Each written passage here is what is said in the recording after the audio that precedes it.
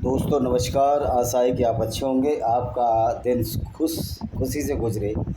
इसी के साथ वीडियो का शुभारंभ करते हैं। मैं हूँ एक लेखक विजय कुमार पाल, या विजय कुमार मेरा नाम है। मैंने लिखी हैं 12 किताबें, जिसमें 2 अभी अंडर प्रोसेस हैं, 10 लिख चुका हूँ जो पब्लिश हो चुकी हैं। जिसमें से डिस्क्रिमिनेटेड हिंदूज़, किस तरह हिंदुओं को इस्लाम के नाम पर सताया गया, वो किताब है। और दूसरी किताब है invaders and hidden facts by Vijay Kumar Pal, Amazon Flipkart पर उपलब्ध हैं। और जैसे ही आप इसको गूगल में सर्च करोगे, मैंने दोनों किताब के नाम लिए हैं, उसके साथ अलग 4 किताबें एक साथ आ जाएंगी और उसके अलग 4 किताबें एक साथ आ जाएंगी। इस तरह 10 किताबों का पूरा जखीरा आपके सामने खुल जाएगा। तो दोस्तों, इस्लामिक कंट्रियों को क्या प्रॉब्लम है? जब भी हम इस्लाम की सच्चाई बताते हैं, इस्लामिक कंट्री चिल पौं करने लगते हैं। उनको क्या बवासीर है? इस्लामिक कंट्रियों को आखिर बवासीर क्या है? आखिर प्रॉब्लम क्या है इस्लामिक कंट्रियों को? क्योंकि जो भी चीज़ हम बताते हैं, बताने से मतलब मेरे से नहीं है, क्योंकि मेरे बहुत सारे वीडियो लोग देखते भी नहीं होंगे, क्योंकि मेरे चैनल अभी इतने बड़े हैं ही नहीं, क्योंकि आप लोगों की कृपा दृष्टि हो ही नहीं रही है। लेकिन निश्चित तौर पर होगी, क्यों हमने जो भी वीडियो डाले हैं वो वीडियो हमने ऑथेंटिकेट हदीसों को पढ़कर डाले हैं, जो कि कुरान और उसके साथ जो हदीसें लिखी गई कि मोहम्मद के क्रियाकलापों का विवरण है, जिसमें इब्न इसाक, इब्न इसाम, जिन्होंने अब्बासी जो खलीफा थे, अब्बासी खलीफा के समय में जो हदीसें लिखी, उनका वर्णन है। जिसमें सबसे पहला लिखा इब्न इसाम ने, जो कि मोहम्मद की मृत्यु के करीब 114 साल बाद पैदा हुआ था। और मेरी एक नई किताब भी आ रही है उसके बारे में, कि इस्लाम में क्या गलतियां हैं, क्या भ्रांतियां हैं, जिनको दूर करने की आवश्यकता है। तो दोस्तों, आज हम आते हैं कि जब भी कोई इस्लाम की सच्चाई बताओ, ये इस्लामिक जितने कंट्री हैं, इनके मुंह में बवासीर आ जाती है। Whenever we will trying to expose the Islam और टेल द ट्रूथ और the reality of the Islam, the Islamic country president or state head eventually a pile comes out from the Islamic state heads। तो इनके मुंह से बवासीर आने लगती है। एक उदाहरण नहीं है, सैकड़ों उदाहरण है। नूपुर शर्मा ने बोला तो कतार के मुंह से बवासीर आई। हमारे राजदूत को वहाँ बुलाया गया, लेकिन हमारे राज्य उससे यह ना हुआ कि वो पूछ लेता, भाई नूपुर शर्मा ने जो बोला है वो तो सही बोला है, तो तुम्हारे मुंह में बवासीर क्यों हो रही है? तुम ये शैतानी चीज़ें क्यों कर रहे हो? तुमको चिढ़ क्या हो रही है? क्या इस्लाम की सच्चाई से डरते हो आप? ये सवाल हमारे भारत के राजदूतों को पूछ लेना चाहिए था। और ऐसी धमकी चमकी इस्लाम की शुरुआत से आदत है।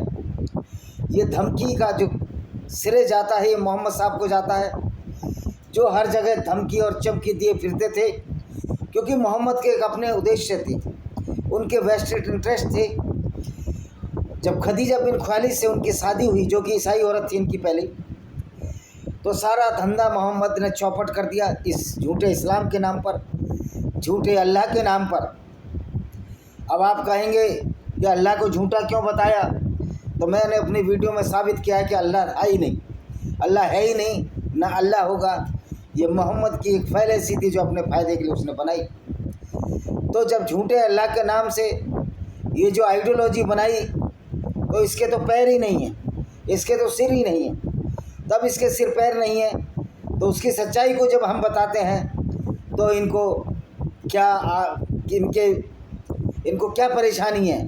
कतर को, बहरीन, ओमान जैसे देशों को क्या परेशानी है? इस्लामिक कंट्री में रहने वाले all the Islamic people which are living in Islamic countries and are the Muslims, you must assumed to seeing the crimes which were committed by so called your prophet Muhammad. तुमको तो शर्म आनी चाहिए कि हमने एक ऐसा प्रॉफिट चुना है कि जो यहूदी औरतों के काफिले भी लूट लेता था। इतिहास गवाह है, आपकी हदीसों में लिखा है। इब्न इसाम के 465 नंबर पेज पर 83वें चैप्टर पर लिखा है कि कैसे मोहम्मद साहब ने बनु कुरैज़ा यहूदी औरतों को लूटा। और उनको नजब के बाज़ारों में बेच दिया। इसी तरह किस तरह सफिया बिन हुय्या को किडनैप किया गया मोहम्मद की सेना द्वारा, उसके पति किनाना अल रबी को गर्म पत्थर से रगड़ रगड़ कर मार दिया गया, चकमक पत्थर से जला जला कर मार दिया गया, उसके पिता हुय्या को कत्ल किया गया और मोहम्मद उसी रात 17 साल की सफिया बिन हुय्या के साथ इसने हम बिस्तरी की, एक बलात्कार किया वो लड़की जिसके पिता को मारा गया हो, पति को मारा गया हो, उसकी मनोदशा क्या रही होगी। तो यही बात जब हम आपको बताते हैं तो मिर्चियाँ क्यों लगती हैं इस्लामिक कंट्रियों को?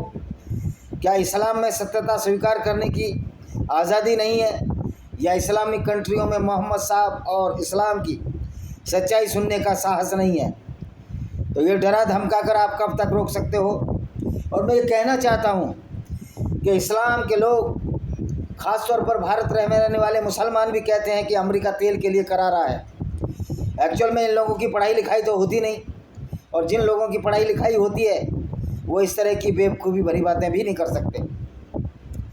आज सबसे बड़ा तेल का भंडार वेनेजुएला के पास है।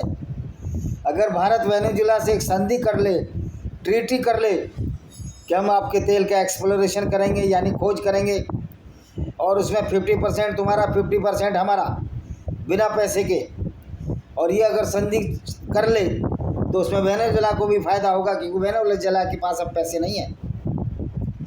वेनेजुएला ने ये फ्री का बांट बांट कर देश कंगाल हो गया है। यही हालत भारत की भी होगी। ये आदरणीय प्रधानमंत्री नरेंद्र मोदी जी को ये समझना चाहिए। मैं उनकी बड़ी रेस्पेक्ट करता हूँ जब वो सीना ठोक कर कहते हैं हम 70 लाख लोगों, करोड़ लोगों को, या कितने 50 करोड़ लोगों को मुफ्त में राशन दे रहे हैं। तो ये हमारे लिए हर्ष का विषय नहीं हो सकता। ये हमारे लिए शर्म का विषय है कि भारत जैसे देश में जहाँ सब चीज़ों की उपलब्धता है और हम अभी भी लोग अपने खाने का अन्न जुटा नहीं पाते। तो भारत आत्मनिर्भर कब होगा? जब भारत का हर आदमी हर चीज़ खरीदने की, उसकी परचेजिंग पावर बढ़ेगी, तभी आत्मनिर्भर होगा और वो देश की समृद्धि तभी मानी जा सकती है। ये थोड़ा विषय भटक गया, लेकिन बताता हूँ। आज अमेरिका को शक्तिशाली राष्ट्र और संपन्न राष्ट्र क्यों कहा जाता है? कि जो अमेरिकन्स की परचेजिंग पावर है, 34-35 करोड़ आबादी है, दुनिया में सबसे ज़्यादा है। भारत से भी वो 10 गुनी पावर परचेजिंग रखते हैं, जबकि उनकी आबादी तो बहुत कमतर है। तो इकोनॉमी बढ़ने से, दूसरी या तीसरी पहली इकोनॉमी आने से कोई देश समर्थ और शक्तिशाली नहीं होता, जब तक कि उसका हर व्यक्ति समर्थ और शक्तिशाली ना हो। अब ये बताइए 150 करोड़ के दौर में अगर भारत की इकोनॉमी पहले नंबर पर भी आ जाती है, या चाइना की अभी दूसरे नंबर पर चल रही है, लेकिन फिर भी चाइना में गरीबी क्यों है? अब चाइना के गांवों में घूमिए, आपको गरीबी नजर आ जाएगी। तो आज हर व्यक्ति के हाथ में कितना पैसा आ रहा है, उससे उस देश की समृद्धि का पता लगता है, ना कि उसकी इकोनॉमी कैसे बढ़ गई है। इकोनॉमी तो ऐसे बढ़ती है, अगर आप एक पेड़ काटेंगे तो पेड़ काटने के लिए जो टर्नओवर होगा, जो पैसा मजदूरों का दी जाएगा, वो भी बिजनेस में, फिर पेड़ के बाद उसको काटना वाटना, जो भी पैसा उसको प्रोसेसिंग करने में, और लास्ट में पेड़ का जो लकड़ी आएगी उसको हम खरीदते हैं, और उसको हम जब दीवार में, दरवाजे में लगाते हैं तो उस पर बहुत सारा पैसा खर्च हो रहा होता है। तो इस सारे टर्नओवर को इकोनॉमी जोड़ लिया जाता है। जिस तरह मेरे पास एक ट्रक, एक नहीं 2 ट्रक थे मेरे पास, और मैं ट्रक में जो पेट्रोल खर्च करता था, अब 30,000 का मेरा पेट्रोल होता था। कुछ तनख्वाहें देनी पड़ती थी, एक कंडक्टर होता था और एक ड्राइवर होता था, और मेरे ट्रक का टर्नओवर करीब 1.5-2 लाख होता था, यानी 1.5-2 लाख वो ट्रक कमाता था। लेकिन उसमें अगर खर्चा निकाल दिया जाए तो आपके हाथ में सिर्फ 20,000 या 25,000 आपके हाथ में आते हैं, क्योंकि आप मान लिया 1 लाख का आपका टर्नओवर है, तो उसमें 1 लाख के टर्नओवर में 20-25,000 का आपका डीजल ही निकल जाएगा। उसके बाद ड्राइवर की तनख्वाह, कंडक्टर की तनख्वाह, उनका भत्ता 40-50,000 रुपया ये और निकल जाएगा, तो 70,000, और 70,000 में 8-10 हज़ार रोड टैक्स का पैसा, और फिटनेस, दुनिया भर के टैक्स हैं। आपके हाथ में 20,000 रुपया आएगा, तो मेरा टर्नओवर 1 लाख का हुआ, 2 ट्रक से 2 लाख का 1 महीने में हो गया। तो क्या मैं अमीर आदमी हो गया? तो ये जो इकोनॉमी है ये टर्नओवर ही होता है। तो इकोनॉमी बढ़ने से कोई देश अमीर नहीं होता जब तक उसकी परचेजिंग पावर ना बढ़ जाए। तो ये पैमाना है देश के अमीरी और गरीबी का। परचेजिंग पावर के मामले में भारत बहुत पीछे है। इस बात को मोदी जी को समझना चाहिए। और मेरा वीडियो उन लोगों के लिए है जो नहीं समझते कि वो इकोनॉमी क्या है और क्या भारत फिर भी गरीब क्यों है। इकोनॉमी में चौथे नंबर पर आया अभी शायद, और जापान इतना अमीर क्यों है। ये हमारे सोचने और समझने की बात है। तो दोस्तों, ये जो मुसलमान, भारत के मुसलमान हो या कहीं विदेश के मुसलमान हो, भारत के मुसलमान, अरबी मुसलमान तो इतना, अरबी मुसलमान तो अब इस्लाम का पैरोकार होने का दावा नहीं करते।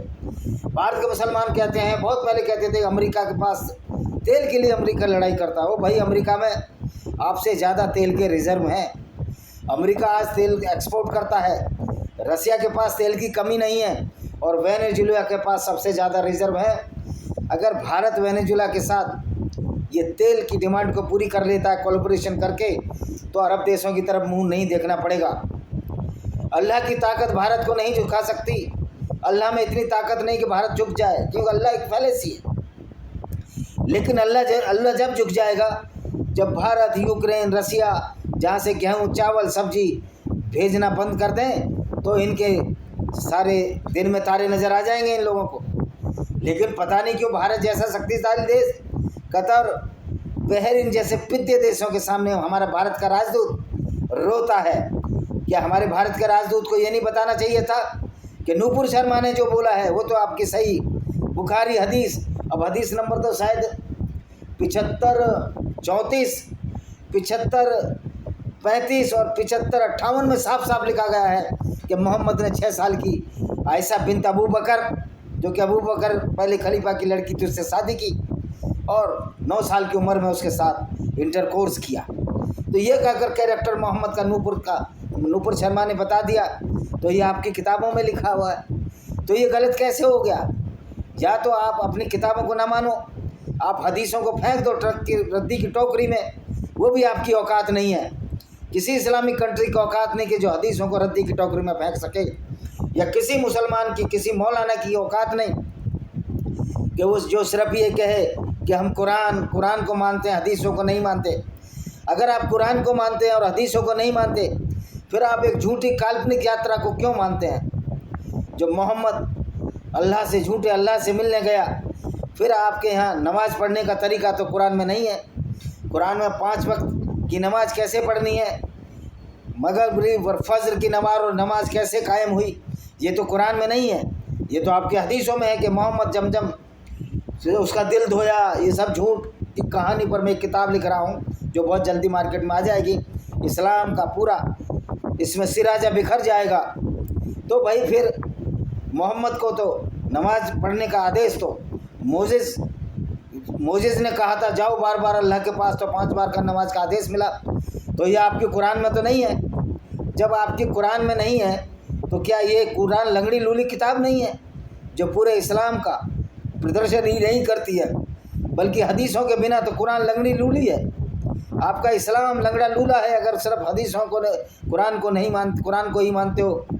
तो ये मौलाना झूठ बोलते हैं कि हम कुरान के टेक्स्ट पर बात करते हैं, हदीसों के टेक्स्ट पर बात नहीं करते। अगर आप हदीसों को नहीं मानेंगे जो कि मोहम्मद के जिसमें क्रियाकलापों का वर्णन है, तो आप नमाज नहीं पढ़ पाएंगे। नमाज में वज़ू कैसे करनी है, हाथ कैसे धोने हैं, पैर कैसे धोने, कब रुकना है, कब पिछवाड़ा ऊपर उठाना है, ये सब नहीं लिखा हुआ। तो भाइयों, ये जो दुरंगी चाल है इस्लामिक देशों की, इस दुरंगी चालों से गैर मुस्लिम देशों को डरना नहीं होगा।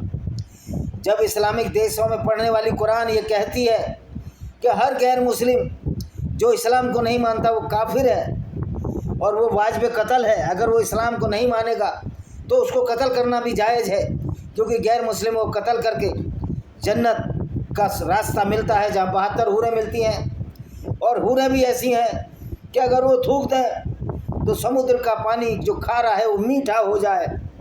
मैं पूछना चाहता हूँ, ये सऊदी अरब या यूनाइटेड अमीरात, ये जो समुद्र में जो फिल्टर करके पानी पी रहे हैं, क्यों नहीं हूरों को बोल देते कि हे हूरो थूक दो ऊपर, ये इस्लामिक कंट्री, अरब की खाड़ी, अकाबा की खाड़ी जहाँ जॉर्डन है, वहाँ का पानी मीठा हो जाए, उससे गैर मुस्लिमों का भी भला हो जाएगा अगर आप पानी उनको दोगे। यद्यपि इस्लाम में किसी भी गैर मुस्लिम की भलाई करना साफ साफ मना है, तो सच्चाई को स्वीकार करने में इस्लामिक देशों को क्यों डर लगता है? क्यों मोहम्मद की सच्चाई को स्वीकार करने में आप लोग डरते हो? तो इस्लाम इसी धूर्तता का नाम है, इस्लाम इसी झूठ का नाम है, इस्लाम इसी फरेब का नाम है।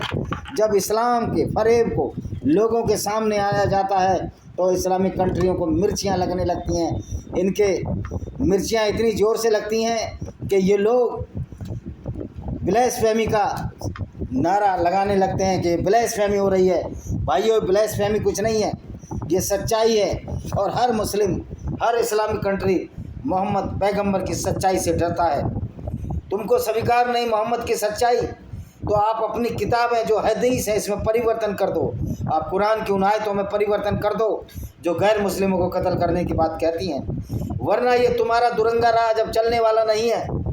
सारे भारत के प्रधानमंत्री जी से निवेदन है कि नूपुर शर्मा के मामले में जो भारत झुका, उससे उसकी छवि खराब हुई, क्योंकि वो चीज़ तो नूपुर शर्मा ने बोली जो इनकी किताबों में लिखी है। सही बुखारी की हदीस मैंने बताया था आपको, 75, 34, 35 और 58 पढ़ लो, उसमें साफ साफ लिखा गया है। और इन हदीसों को इस्लामिक कंट्री भी सही मानते हैं। तो अगर हम इस्लाम की सच्चाई को बताते हैं तो वो हेट स्पीच कैसे हो जाती है? और इन इस्लामिक कंट्रियों के क्यों खून उबलने लगता है? क्योंकि यही पागलपन की निशानी है।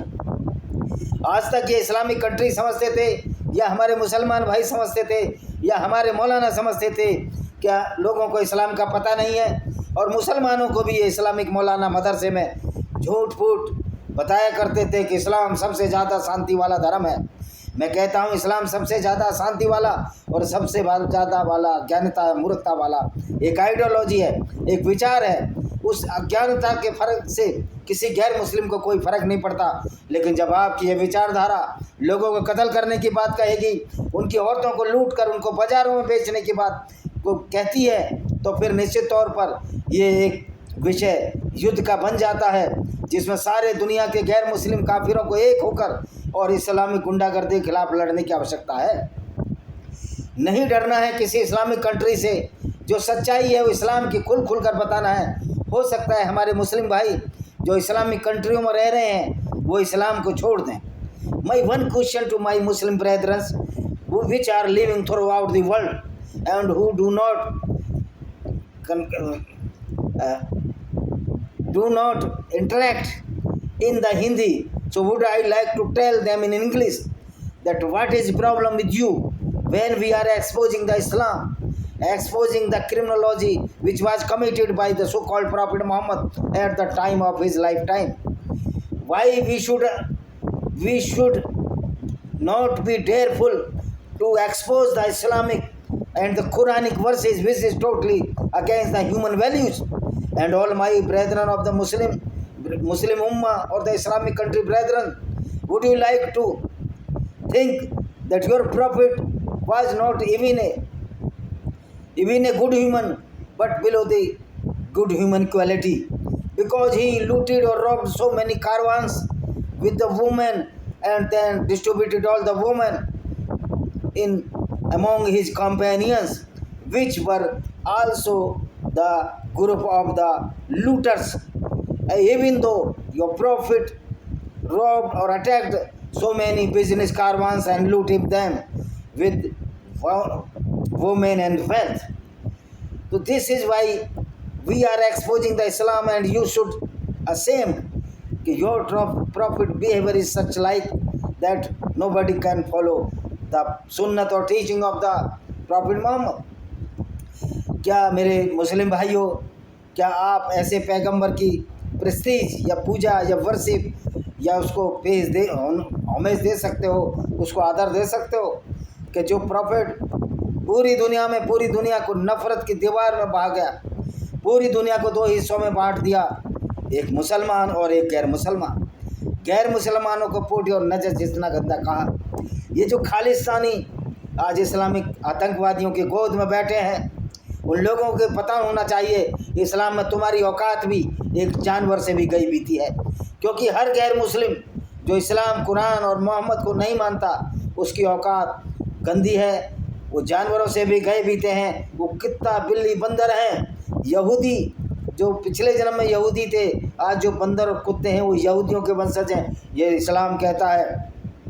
हाँ, अगर हमारे खालिस्तानी भाई कहते हैं हम कुरान में और उस मोहम्मद में, उस ऐसे मोहम्मद में जो पूरी ज़िंदगी लोगों को कत्ल करता रहा, काफिले रूट कर अपना धंधा चला रहा था, उसको अपना पैगंबर मानते हो, तो आपका भी ब्रेन वॉश और आपका भी दुख अंत निश्चित है। निश्चित तौर पर इस्लाम के मानने वालों, अगर आपने इस्लाम नहीं छोड़ा तो आपका जो आपके ब्रेन वॉश जो पीढ़ी दर पीढ़ी हो रहा है, इसका आपसे विकास अवरुद्ध होगा। तो सच्चाई इस्लामिक कंट्रियों को बर्दाश्त क्यों नहीं है? ये तो आपकी किताबों में है। अगर इस्लामिक कंट्री पैगंबर मोहम्मद की सच्चाई बर्दाश्त नहीं कर पाते तो या तो उनको बहुत बड़ी शर्म है या उनकी कायरता है जिसको छिपाने की कोशिश कर रहे हैं। तो इस्लामिक कंट्रियों को पैगंबर मोहम्मद की जो सच्चाई बताने में अगर आपको परेशानी है तो आप कुरान और हदीसों को हटा दीजिए।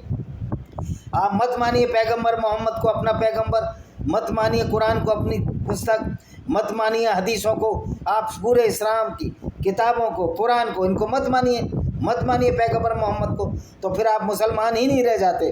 तो आपका सारा दर्द यही है कि आप मुसलमान ही तब रह पाते हैं जब आप कुरान को मानते हैं, जब आप हदीसों को मानते हैं, जब आप कुरान के लिटरेचर को मानते हैं और वैसा ही काम करेंगे तो सच्चा मुसलमान जब ही माना जाता है। यही वजह है कि आप में अब वो हिकमत, वो ताकत तो है नहीं कि आप किसी गैर मुस्लिम कंट्री को अपने बस में कर सकें। तो कहते हैं ना, खिस्यानी बिल्ली खम्बा नोचे, तो अब खिस्यानी बिल्ली खम्बा नोच रही है।